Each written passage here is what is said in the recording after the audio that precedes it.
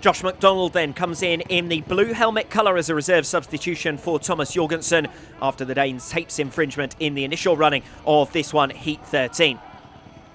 Revised lineup then for the big hitters race. The favourites still the men off gates 1 and 2. Steve Worrell in red, 3 rides and 3 wins for him after his last bend pass on Paul Stark in his most recent ride, Heat 10. The guest for Adam Ellis certainly doing a great job in the number 1 race jacket for the Scorpions tonight. Off gate 2, Kent's top scorer, Scott Nichols, goes in white. So far their only real resistance.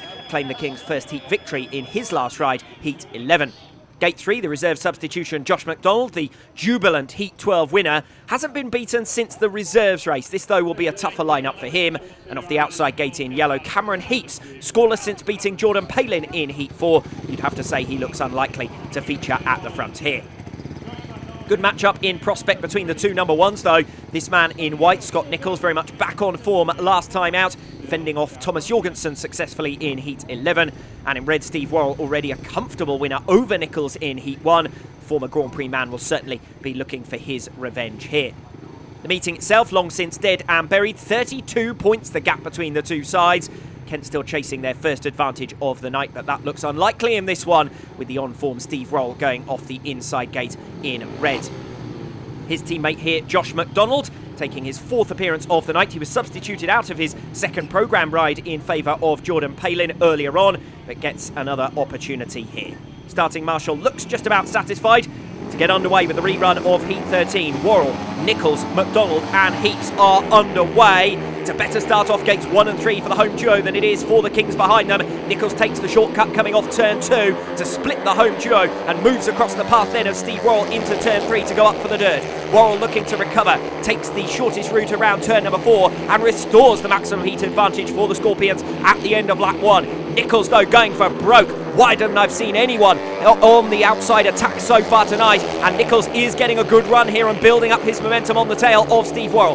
Worrell looks to have it covered, though, at the half-race distance. Nichols will go in even wider this time around turn number 1. And he's got a brilliant run coming off turn 2 and down the back straight on lap number 3. Breezes past on the pits bend to come through on Steve Worrell. Worrell, remember, hasn't been beaten so far tonight, but Nichols looking good for at least 2nd position here, and he's going to try and make it the lead coming off turn number 2. They're side by side up front, and Nichols it is who cuts across the front of McDonald into turn 3 for the final time. The 7 times British champion rolls back the years for his 2nd race victory of this meeting, and he does it in style from behind, first on Steve Worrell and then on Josh McDonald on the final lap. Worrell didn't know what had hit him. He was taking the shortest route around the circuit, and it appeared as though he had Scott Nichols well and truly under control in the first half of that race, but Nichols would not be denied. As I said during that race, going wider than I've seen anyone make a move stick successfully tonight coming around turn number 2. But Nichols powering past on the final lap. Josh McDonald doing a great job. Full credit to him as well for successfully defending the lead for 3.5 laps.